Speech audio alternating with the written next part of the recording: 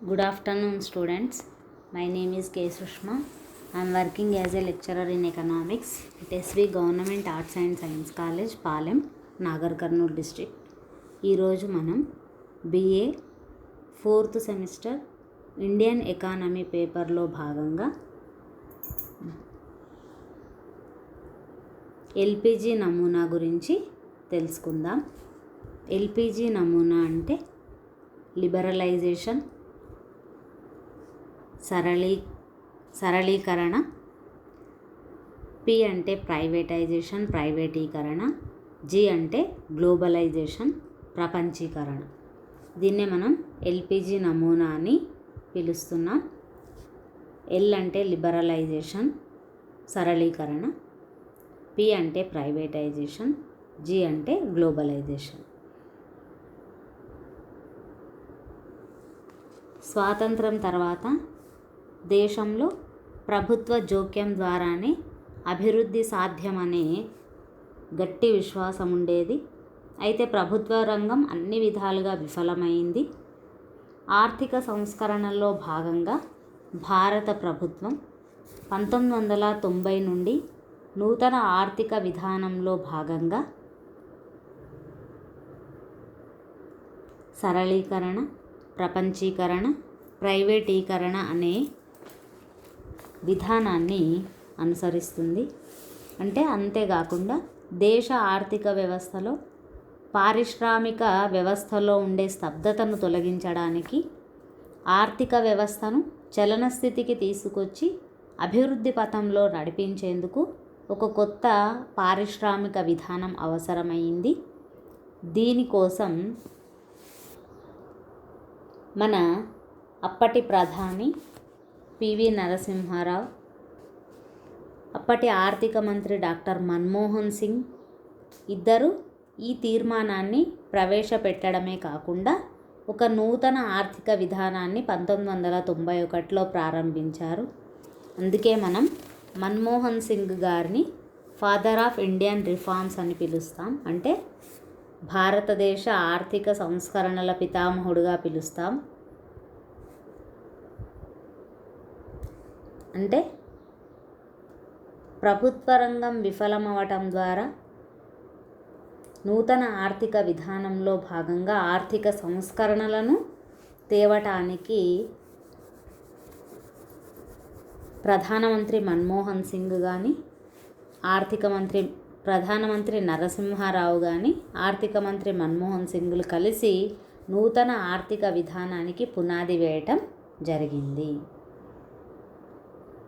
ఎందుకు ఎల్పిజి నమూనాను ప్రవేశపెట్టాల్సి వచ్చింది అంటే excess of consumption and expenditure over revenue, ఆదాయం కన్నా ఖర్చు ఎక్కువగా ఉండటం, ప్రభుత్వం యొక్క అప్పులు పెరగటం, ప్రభుత్వం యొక్క ఆదాయం కన్నా వ్యయం ఎక్కువగా ఉండటం, అప్పులు ఎక్కువగా ఉండటం, అలాగే growing inefficiency on the use of resources, ఉన్న వనరులను సరిగ్గా వినియోగించుకోలేకపోవటం, ఓవర్ ప్రొటెక్షన్ టు ఇండస్ట్రీస్, అధిక రక్షణనివ్వటం, పరిశ్రమలకి అధిక రక్షణ, mismanagement of firm and economy,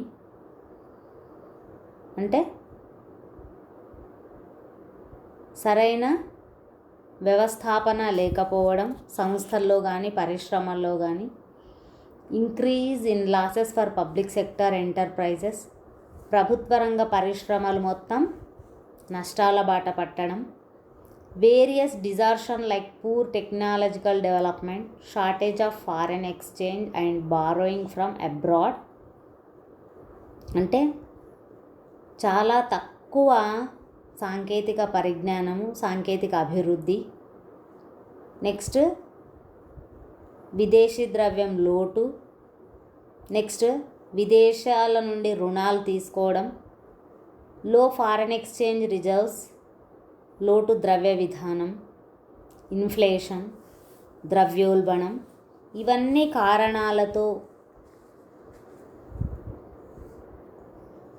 కారణాలు ఉండటం వలన నూతన ఆర్థిక సంస్కరణలను ప్రవేశపెట్టే ఆవశ్యకత ఏర్పడింది 1991లో. దీని ప్రభావంగా ఆర్థిక విధానంలో భాగంగా సరళీకరణ, ప్రపంచీకరణ, ప్రైవేటీకరణ అనే విధానాన్ని అనుసరించాల్సి వచ్చింది. మొదటిది లిబరలైజేషన్, దీన్నే మనం సరళీకరణ అంటున్నాం. సరళీకరణ అంటే liberalisation refers to the relaxation of the previous government restriction, usually in area of socio-economic policies. When government liberalized trade, it means it has removed the tariff, subsidies and other restrictions on the flow of goods and services between the countries. భారత నూతన ఆర్థిక విధాన ముఖ్య లక్షణాలలో సరళీకరణ అనేది, సరళీకృత విధానం అనేది ఒకటి. ఇందులో ఈ తీర్మానంలో పరిశ్రమల స్థాపనకు కానీ, నిర్వహణకు కానీ మొదలైన విషయంలో నిబంధనలని సరళీకృతం చేయటం జరిగింది. ప్రైవేట్ వ్యక్తులు, సంస్థలు పరిశ్రమలు స్థాపించడానికి నిబంధనలను కఠినతరం లేకుండా ఉండేలా చూడడమే సరళీకరణ అంటాము. వివిధ ఆర్థిక కార్యకలాపాల్లో పెట్టుబడి కానీ, ఉత్పత్తి కానీ మొదలైన వాటి విషయంలో స్వేచ్ఛగా పనిచేయుటకు తీసుకునే చర్యలనే సరళీకృత విధానమని పిలుస్తున్నాం. అంతేకాకుండా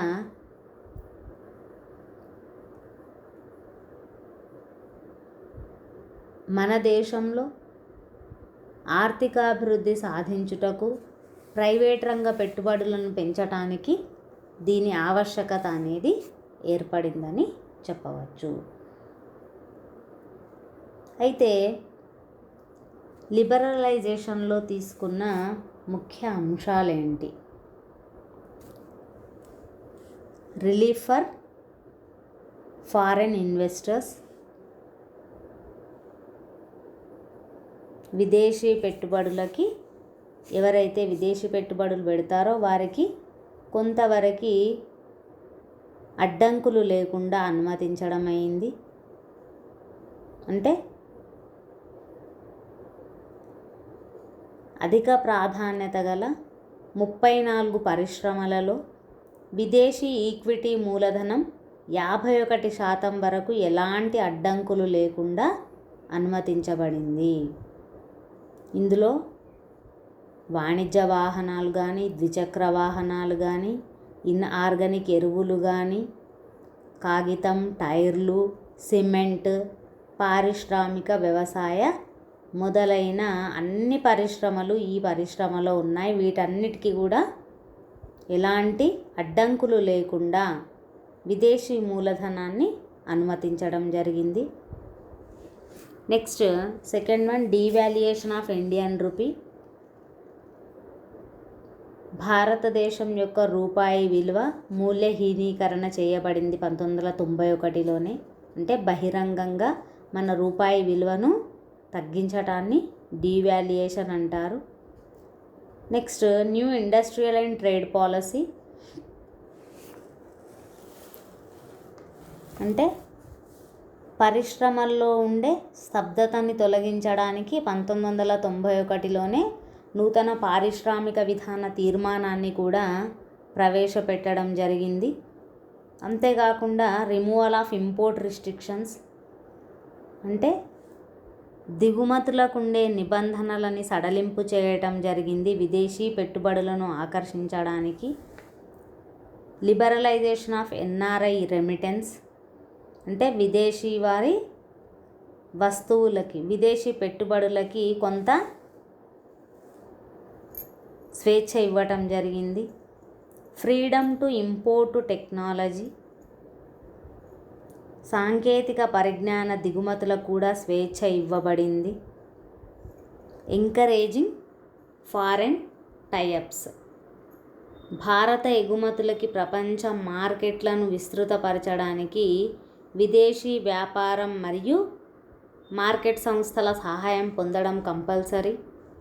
అందుకనే ప్రత్యక్ష పెట్టుబడులను ఆకర్షించడానికి ఒక ప్రత్యేక బోర్డును కూడా నియమించడం జరిగింది. అంతేగాక ఎగుమతులు చేయు భారత వ్యాపార కంపెనీలకి 51% విదేశీ ఈక్విటీ మూలధనం ఎలాంటి అడ్డంకులు లేకుండా అనుమతించబడింది. నెక్స్ట్ బ్రాడ్బ్యాండింగ్ అంటే ప్రస్తుతం ఉండే పారిశ్రామిక సంస్థలకి కొత్త బ్రాడ్బ్యాండింగ్ వసతి కల్పించబడింది. అధిక పెట్టుబడి లేకుండా ఏ వస్తువునైనా ఉత్పత్తి చేసే సౌకర్యం ఇందులో ఉంటుంది. ఎగ్జాంపుల్, యంత్ర పరికరాలు ఉత్పత్తి చేయాలంటే లైసెన్స్ పొందిన సంస్థ ఎలాంటి పరికరాలైనా ఉత్పత్తి చేయవచ్చు. ఇవన్నీ కూడా లిబరలైజేషన్లో తీసుకున్న ముఖ్యమైన నిర్ణయాలు. యంత్రాలు, యంత్ర పరికరాలు మొదలైన మూలధన వస్తువుల దిగుమతికి కూడా ఎలాంటి నిబంధనలు లేకుండా ప్రభుత్వం అనుమతించింది. విదేశీ సాంకేతిక ఒప్పందాలను కూడా అంటే విదేశీ సాంకేతిక నిపుణులను నియమించడానికి కానీ, దేశీయ సాంకేతిక అభివృద్ధికి నవకల్పనలు కానీ, పరిశోధనలు కానీ జరుపుటకు ప్రభుత్వం అనుమతి తీసుకోవాల్సిన అవసరం లేదని ఇలాంటి నిర్ణయాలను సరళీకరణలో భాగంగా ప్రభుత్వం తీసుకోవటం జరిగింది. మరి ఈ సరళీకరణ వల్ల ఏమైనా లాభాలున్నాయా? సరళీకరణ వల్ల కొన్ని లాభాలు ఉన్నాయని చెప్పవచ్చు. ఏంటవి అంటే increase in the foreign investment, విదేశీ పెట్టుబడులు మన దేశంలోకి రావటం జరిగింది, ప్రవహించటం జరిగింది. Increase in the foreign exchange reserve, విదేశీ మారక ద్రవ్యం కూడా పెరిగింది. Increase in consumption and control over price, కొద్దిగా ధరలని నియంత్రణ చేయటమే కాకుండా వినియోగం పెరిగింది. అంటే వినియోగం పెరిగినంత ధరలు పెరగలేదు. Reduction in dependence on internal commercial borrowings, కొద్దిగా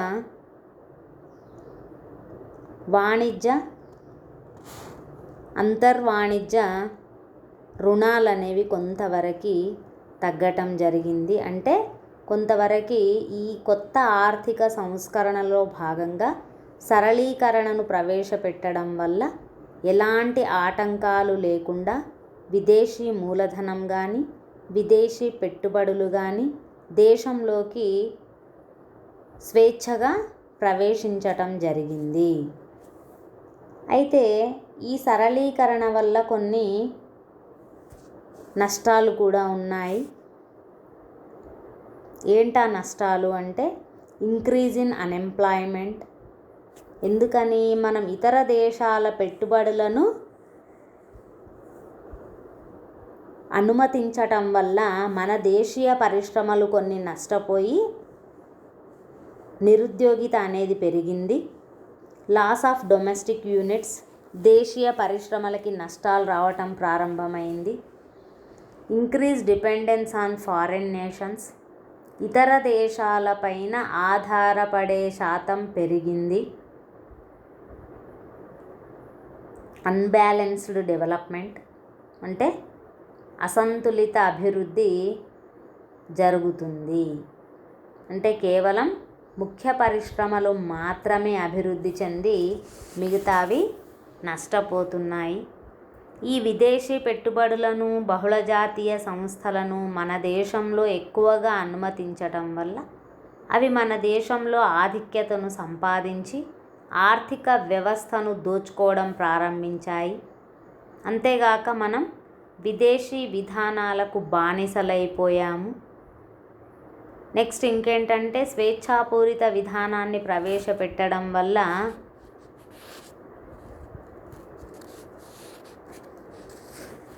ఇదివరకున్న సంస్థలన్నీ పోటీని తట్టుకోలేక మూసివేయాల్సి వచ్చింది. దీనివల్ల శ్రామిక నిరుద్యోగిత పెరిగింది. అంటే మూలధన సాంద్రత పెరిగి, అంటే యంత్రాల వాడకం పెరిగి శ్రామిక నిరుద్యోగిత అనేది పెరిగింది. విదేశీ వస్తువుల డంపింగ్ పెరగవచ్చు. ఈ విధానం అంతర్జాతీయ ద్రవ్య సంస్థలు కానీ ప్రపంచ బ్యాంకు ఒత్తిడులకు లొంగి రూపొందించిందే కానీ భారత ఆర్థిక వ్యవస్థ స్వాతంత్ర్యాన్ని ప్రయోజనాన్ని దృష్టిలో పెట్టుకొని చేసింది కాదు అని చాలామంది ఆర్థికవేత్తలు దీన్ని విమర్శించారు. అయితే సరళీకృత విధానం అనేది కేవలం పెద్ద పెద్ద పారిశ్రామికవేత్తలకి లాభాన్ని కల్పించిందేమో కానీ దీనివల్ల ఏమైంది, ఆర్థిక స్థోమత కేంద్రీకరణను పెంచింది తప్ప చిన్న వ్యాపారవేత్తలకి స్వదేశీ పరిశ్రమలకి ఇది పెద్దగా లాభాన్ని చేకూర్చలేదని చెప్పవచ్చు. ఈ సరళీకరణ అనే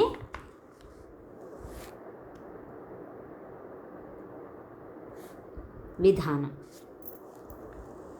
తర్వాత ఈ ఎల్పిజి నమూనాలో భాగంగా ప్రవేశపెట్టిన రెండవ విధానం ఏంటి అంటే ప్రైవేటీకరణ.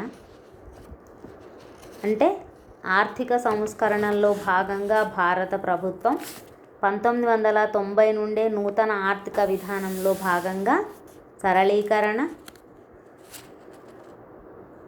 ప్రైవేటీకరణ, ప్రపంచీకరణ విధానాన్ని అనుసరిస్తుంది. ప్రైవేటీకరణ అంటే ప్రభుత్వ ఆస్తులు, సంస్థలు ప్రైవేట్ వ్యక్తులకి, సంస్థలకి అప్పగించడమే ప్రైవేటీకరణ. Privatisation means transfer of ownership or management of an enterprise from the public sector to the private sector. It also means the withdrawal of state from an industry or sector partially or fully. అంటే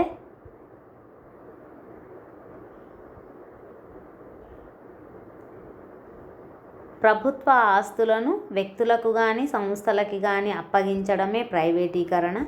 గత కొంతకాలంగా వ్యాప్తంగా కూడా ప్రైవేటీకరణ ధోరణి పెరుగుతూ వస్తుంది. స్వాతంత్రం వచ్చిన ప్రారంభంలో మన పాలకులు ప్రభుత్వ రంగానికి అధిక ప్రాధాన్యత ఇచ్చారు. అయితే 1991లో సోవియట్ యూనియన్ విచ్ఛిన్నమైన తర్వాత చాలా దేశాల్లో ప్రభుత్వ రంగ సంస్థలు ప్రైవేటీకరణ వైపే మొగ్గు చూపటం ప్రారంభించాయి. అందుకనే తప్పనిసరి పరిస్థితుల్లో 1991 జూలై 24న ప్రకటించిన ఈ నూతన పారిశ్రామిక విధానంలో భాగంగా ప్రైవేటీకరణ అనే అంశాన్ని కూడా చేర్చటం జరిగింది. ఎందుకు ప్రైవేటీకరణ చేయాల్సి వచ్చింది అంటే The PSUs have contributed heavily to develop the industrial base of the country. They continue even today to suffer from a number of shortcomings which are identified below very briefly. A sizable number of PSUs have been incurring and reporting losses in a continual basis. Consequently, a large number of PSUs have already been referred of loss giving units, delay in implementation of projects leading to cost escalation and other consequences. ప్రభుత్వ రంగ సంస్థలు పూర్తిగా కానీ పాక్షికంగా కానీ private సంస్థలకి అమ్మడం start అయ్యింది. ఎందుకని అంటే అవి చాలా మట్టుకి నష్టాల్లో కూరుకొని పోతున్నాయి. దీనివల్ల కొన్ని కోట్ల రూపాయలు వీటిలో బంధించబడి ఉన్నాయి. కాబట్టి ప్రైవేటీకరణ వల్ల ప్రభుత్వానికి విత్త వనరులు కూడా పెరుగుతాయి, ఆర్థికాభివృద్ధి కూడా జరుగుతుంది. అంతేగాక ప్రైవేటీకరణ వల్ల సంస్థల మధ్య పోటీ పెరుగుతుంది, వినియోగదారులకి కూడా వస్తువులు అందుబాటు ధరలోనే లభిస్తాయి. ప్రభుత్వ రంగ సంస్థలన్నీ కూడా ప్రైవేట్ వ్యక్తులకు లీజుకి ఇవ్వాలి. మార్కెట్లో వచ్చే మార్పులకు అనుగుణంగా ప్రభుత్వ రంగ సంస్థలను పునర్నిర్మించాలి. నిర్వహణ నిబంధనల విషయంలో ప్రభుత్వ జోక్యాన్ని తగ్గించడం కోసం ఈ ప్రైవేటైజేషన్ అవసరం అనేది ఏర్పడింది. మరి ఈ ప్రైవేటైజేషన్ వల్ల ఏమైనా లాభాలు ఉన్నాయా? Privatisation helps to reduce the burden of government. ప్రభుత్వం యొక్క బరువు బాధ్యతలను కొంతవరకు తగ్గించుకోవడానికి అవకాశం ఏర్పడింది. ఏవైతే నష్టాల్లో కూరుకొని ఉన్నాయో ఆ ప్రభుత్వ రంగ సంస్థలన్నింటినీ కూడా ఆధునికీకరణ చేయటమే కాకుండా వ్యాపార నిమిత్తం వాటిని విభజించి ప్రైవేట్ రంగానికి అప్పగించడం వల్ల కొద్దిగా ప్రభుత్వ రంగ ఆదాయం పెరిగింది. It will help making public sector unit more competitive. పోటీతత్వం కూడా పెరిగింది. Privatisation may help in reviving risk units which are the liability to the public sector. ఏవైతే నష్టాల్లో ఉన్న ప్రభుత్వ రంగ సంస్థలు ఉన్నాయో వాటిని ప్రైవేట్కి అప్పగించడం వల్ల ప్రభుత్వం యొక్క విత్త వనరులు కూడా పెరిగాయి. ఇండస్ట్రియల్ గ్రోత్, పారిశ్రామిక అభివృద్ధికి తోడ్పడింది. ఇంక్రీజ్ ఇన్ ఎఫిషియన్సీ, ప్రైవేటీకరణ వల్ల ఉత్పాదకత సామర్థ్యం పెరిగింది. అంటే ఆధునిక సాంకేతిక పరిజ్ఞానం, సమర్థ నిర్వహణ వల్ల పారిశ్రామిక రంగంలో ఉత్పాదకత మరియు ఉత్పత్తి పెరగటం ప్రారంభించాయి. నిర్వహణ సామర్థ్యం కూడా పెరిగింది.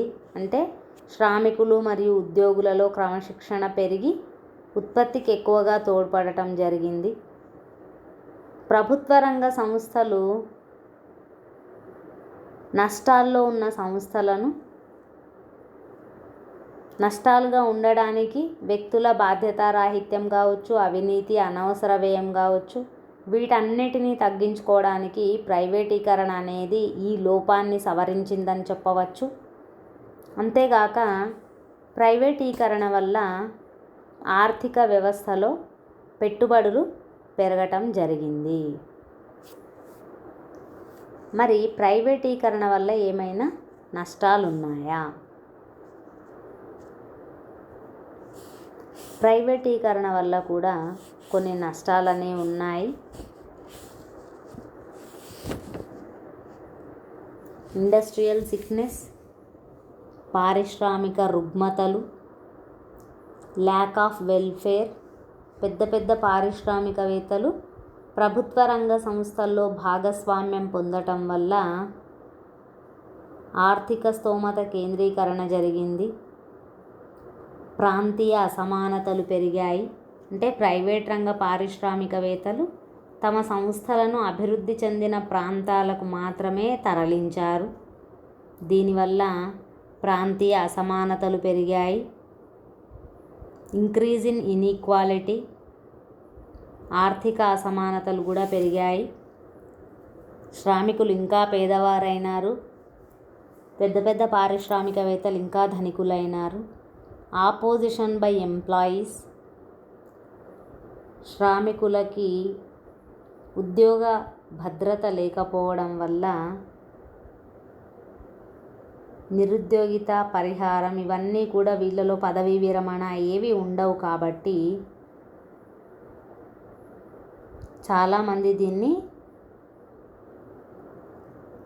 ఉద్యోగస్తులు ఈ విధానాన్ని విమర్శించడం జరిగింది. ప్రాబ్లమ్ ఆఫ్ ఫైనాన్సింగ్,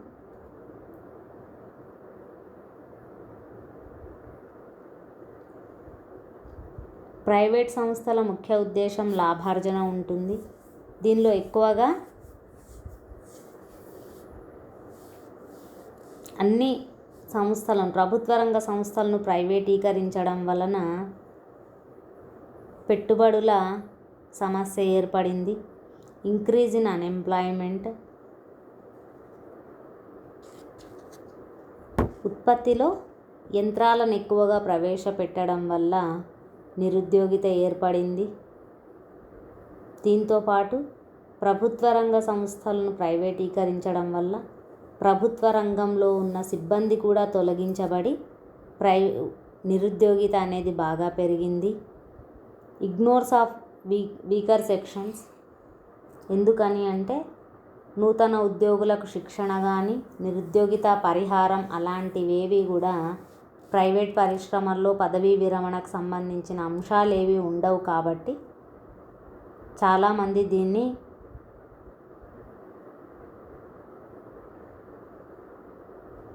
ఇష్టపడలేదు. Ignores national importance. ఇది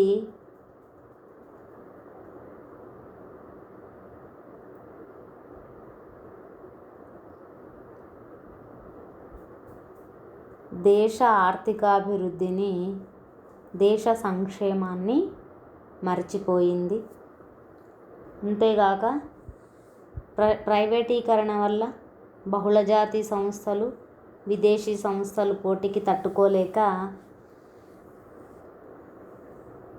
చిన్న తరహా పరిశ్రమలు క్రమేణా మూసివేతకి గురి కావటం జరిగింది.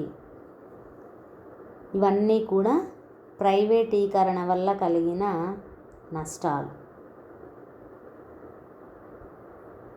నిరుద్యోగిత ఏర్పడింది.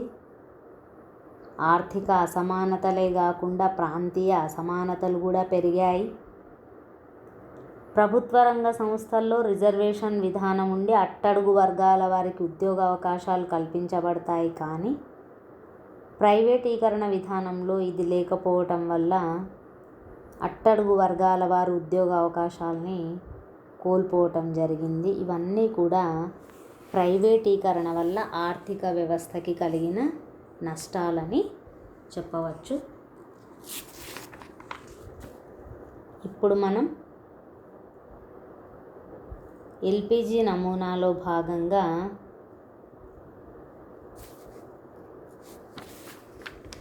ప్రపంచీకరణ గురించి తెలుసుకుందాం.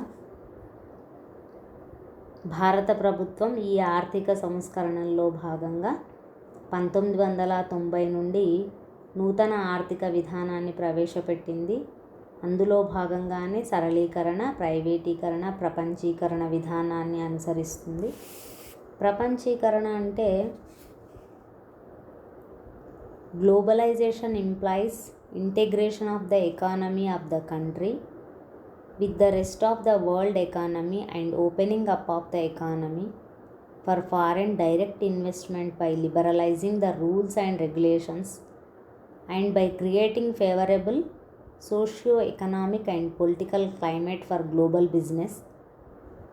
దేశాల మధ్య సమాచారము, ఆలోచనలు, సాంకేతిక పరిజ్ఞానము, వస్తు సేవలు, పెట్టుబడులు మొదలైన వాటి విషయంలో ఆయా దేశాల ఆర్థిక వ్యవస్థల నమూనాలు సమీకృతం కావడాన్నే ప్రపంచీకరణ అంటారు. అంటే ప్రపంచ దేశాల మధ్య సమాచారం కానీ, వారి ఆలోచనలు కానీ, సాంకేతిక పరిజ్ఞానాన్ని కానీ, పెట్టుబడులను కానీ ఎలాంటి నియమ నిబంధనలు లేకుండా అన్ని దేశాల ఆర్థిక వ్యవస్థల నమూనాలు ఒకే చోట సమీకృతం కావడాన్నే గ్లోబలైజేషన్ అని పిలుస్తున్నాం. ప్రపంచీకరణ అని పిలుస్తున్నాం. ప్రపంచీకరణ ప్రభావితం చేసే అంశాలు ఏంటి అంటే సెవరల్ బెనిఫిట్స్.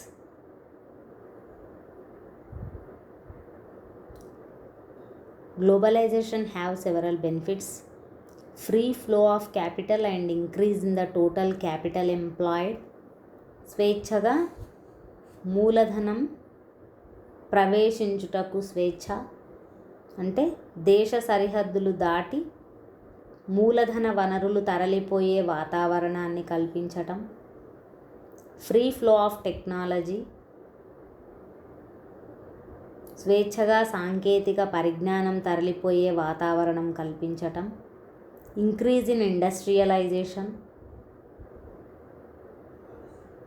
పారిశ్రామిక అభివృద్ధిని పెంచటం, spread of production facilities throughout the globe, ఉత్పత్తి అవకాశాలను ప్రపంచవ్యాప్తంగా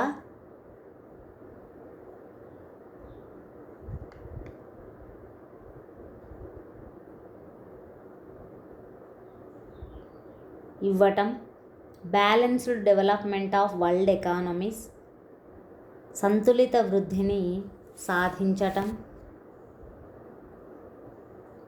increase in production and consumptions అంటే ఉత్పత్తిని మరియు వినియోగాన్ని పెంచటం, commodities at lower price with high quality, తక్కువ ధరకే ఎక్కువ నాణ్యమైన వస్తువులు లభ్యమయ్యేలా చూడటం, increase in jobs and income ఉద్యోగిత ఆదాయం పెరిగేలా చూడటం, హయ్యర్ స్టాండర్డ్ ఆఫ్ లివింగ్ అధిక జీవన ప్రమాణాన్ని సాధించటం, బ్యాలెన్స్డ్ హ్యూమన్ డెవలప్మెంట్ సంతులిత మానవ అభివృద్ధిని సాధించటం, ఇవన్నీ కూడా ప్రపంచీకరణలో భాగంగా అంటే వివిధ దేశాల మధ్య వస్తువులు కానీ మూలధన వనరులు కానీ సాంకేతిక పరిజ్ఞానం కానీ శ్రామికులు కానీ తరలిపోయే వాతావరణాన్ని స్వేచ్ఛా వాతావరణాన్ని కల్పించటం, ప్రపంచీకరణను అభివృద్ధి చెందిన దేశాల అందరూ సమర్థించారు. అభివృద్ధి చెందుతున్న దేశాల మేధావులు మాత్రం చాలా మట్టికి వ్యతిరేకించారు. ప్రపంచీకరణ లక్ష్యం ప్రపంచ దేశాలను సంఘటితం చేయటం, అంతేగాక అభివృద్ధి చెందుతున్న దేశాల్లో త్వరితగత అభివృద్ధి సాధించి పోటీ శక్తిని పెంచటం వంటివి ముఖ్య లక్ష్యంగా ఈ ప్రపంచీకరణ విధానాన్ని ప్రవేశపెట్టడం జరిగింది. ముఖ్యంగా ఉత్పత్తి వ్యయాన్ని తగ్గించాలి అనే లక్ష్యంతో దీన్ని సమర్థించటం జరిగింది. ప్రపంచీకరణ వల్ల భారతదేశం విదేశాల్లో కంపెనీలను స్థాపించే శక్తి కలిగి ఉంది. అంటే భారతదేశం విదేశాల్లో తమ కంపెనీలను స్థాపించి ప్రపంచ మార్కెట్ను పొందొచ్చు. అంతేగాక ప్రపంచీకరణ వల్ల భారతదేశం వివిధ దేశాల నుండి మూలధనాన్ని పొందొచ్చు. అంటే ప్రపంచ దేశాల మూలధనాన్ని భారతదేశం చౌకగా పొందొచ్చు. అంతేగాక విదేశీ పెట్టుబడులను ఆకర్షించే శక్తి పెరుగుతుంది. దీనివల్ల విదేశీ పెట్టుబడుల వల్ల భారతదేశ ఆర్థికాభివృద్ధి కూడా త్వరితగతం అవుతుందని చెప్పవచ్చు. అయితే ప్రపంచ అంతర్జాతీయ మార్కెట్లో మన వస్తువులు అమ్ముడు పోవాలి అంటే అవి నాణ్యమైనవిగా ఉండాలి.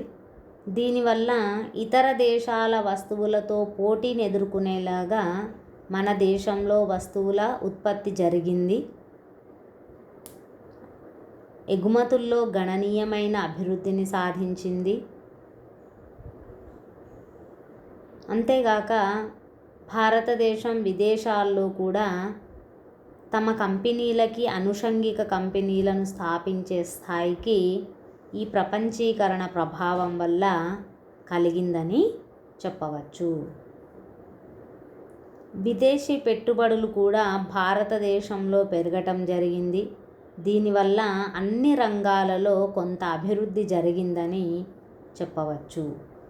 ఈ ప్రపంచీకరణ వల్ల మన భారత్ లాంటి అభివృద్ధి చెందుతున్న దేశాలకి కలిగిన ప్రయోజనాలు, దీనివల్ల కొన్ని నష్టాలు కూడా ఉన్నాయి. ప్రపంచీకరణ వల్ల లాస్ ఆఫ్ డొమెస్టిక్ ఇండస్ట్రీస్, దేశీయ పరిశ్రమలు బాగా నష్టపోయాయి. ఎక్స్‌ప్లాయిట్స్ హ్యూమన్ రిసోర్స్, మానవ వనరులు యంత్రాలు వాడటం వల్ల మానవ వనరుల వాడకం తగ్గిపోయింది. డిక్లైన్ ఇన్ డొమెస్టిక్ ఇన్కమ్, స్వదేశీ పరిశ్రమల ఆదాయం బాగా తగ్గిపోయింది. ఉద్యోగిత తగ్గింది. అంటే ప్రపంచీకరణ విధానం వల్ల భారతదేశంలో ఉద్యోగాల రేటు తగ్గింది. వ్యవసాయ రంగం నుండి వ్యవసాయ రంగము సేవల రంగాలు తగ్గటం వల్ల నిరుద్యోగిత విపరీతంగా పెరిగిందని చెప్పవచ్చు. ట్రాన్స్ఫర్ ఆఫ్ న్యాచురల్ రిసోర్సెస్, సహజ వనరులు మన దేశం నుంచి ఇతర దేశాలకి తరలించబడినాయి. Widening gap between rich and poor, ప్రపంచీకరణ వల్ల పేద ధనిక అనే ఆర్థిక అసమానతలు ఇంకా పెరిగాయి. అంటే ప్రపంచీకరణ ప్రభావం వల్ల పేదరిక నిర్మూలన పథకాలు ఆశించినంత ఫలితాలను ఇవ్వలేదు. పారిశ్రామిక రంగాన్ని అభివృద్ధి పరిచిందే కానీ వ్యవసాయ రంగాన్ని విస్మరించటం వల్ల ఆదాయ అసమానతలు ఇంకా పెరిగాయని చెప్పవచ్చు. డామినెన్స్ ఆఫ్ ఫారెన్ ఇన్స్టిట్యూషన్స్, ఎక్కువగా విదేశీ పెట్టుబడులు, విదేశీ పోర్ట్ఫోలియో పెట్టుబడులను మన దేశంలోకి అనుమతించడం వల్ల ఇవి అంచనా వ్యాపారం లక్షణాలు గలవి. మార్కెట్లో ఒడిదుడుకులు వస్తే పోర్ట్ఫోలియో పెట్టుబడులు తిరిగి తరలిపోతాయి. వీరి పెట్టుబడుల శాతం ఎక్కువగా ఉండటం వల్ల విదేశీయుల డామినెన్స్ పెరిగింది. అందుచేత ప్రపంచీకరణ విధానం వల్ల భారతదేశంలో పెట్టుబడుల ఉత్పాదకతను పెంచడానికి ఏమాత్రం దోహదం చేయలేదని చెప్పవచ్చు. అంటే ఈ ఆర్థిక సంస్కరణల్లో భాగంగా ప్రవేశపెట్టిన సరళీకరణ, ప్రైవేటీకరణ, ప్రపంచీకరణ కొన్ని సత్ఫలితాలను మరికొన్ని దుష్ఫలితాలను ఇవ్వటం జరిగింది. ఏది ఏమైనప్పటికీ